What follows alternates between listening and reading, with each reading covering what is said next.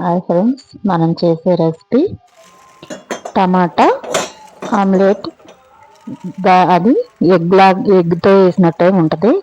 2 టమాటాలు తీసుకుని ఉడకబెట్టుకోవాలి. ఉడకబెట్టుకోవాలి.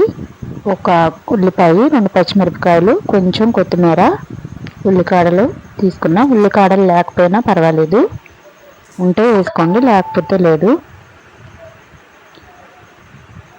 ఆ టమాటాలు ఉడికిపోయినాయి. ఇప్పుడు దించేసుకుని కొంచెం చల్లారనిద్దాం.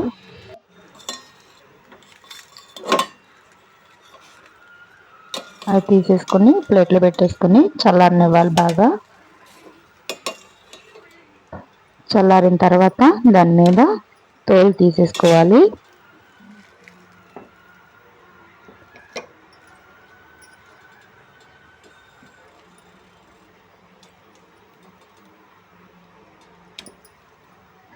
మిక్సీ గిన్నెలో వేసేసుకుని దాన్ని మెత్తగా పేస్ట్ చేసేసుకోవాలి. దాన్ని స్టెయినర్లో వేసుకుని కొంచెం వడగట్టుకోవాలి, గింజలు అవి రాకుండా.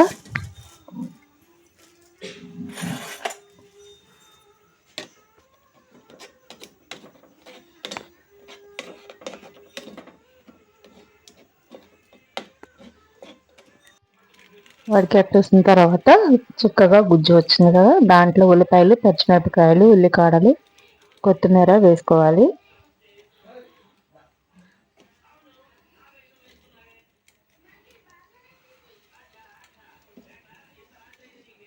దాంట్లో తగినంత కారం కూడా వేసుకోవాలి.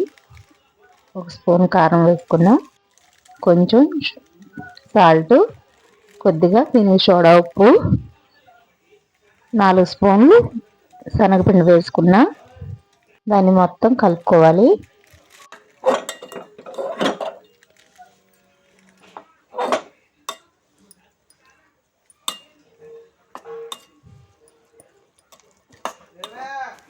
దాంట్లో కొంచెం వాటర్ వేసుకుని మొత్తం ఉండలేమీ లేకుండా శనగపిండి శుభ్రంగా కలిపేసుకోవాలి. ఒక గిన్నె పెట్టుకుని దాంట్లో గిన్నె హీట్ అయిన తర్వాత ఆయిల్ పోసుకోవాలి.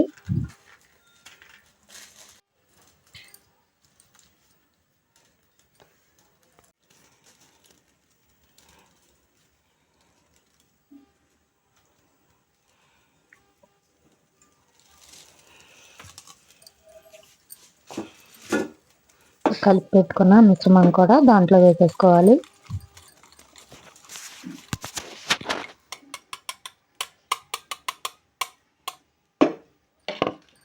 సోడా ఉప్పు వేయడం మూలంగా కొంచెం ఫ్లఫీనెస్గా వస్తుంది.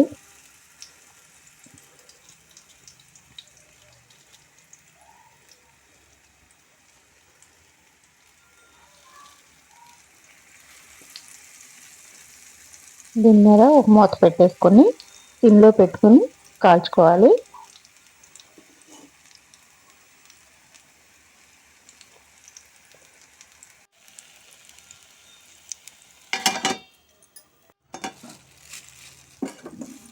కాలింది కదా ఒక వైపు, ఇంకొక వైపు తిరగేసుకున్నాం.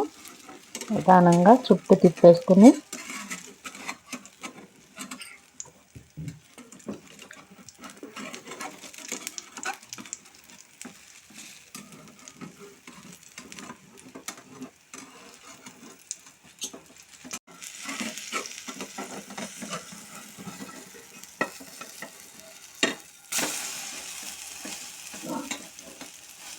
ఇంకొక వైపు కూడా 2 నిమిషాలు కాలితే చాలు. అయిపోయింది ఫ్రెండ్స్. మా వీడియోస్ మీకు నచ్చితే లైక్ అండ్ షేర్, సబ్స్క్రైబ్ చేసుకోండి.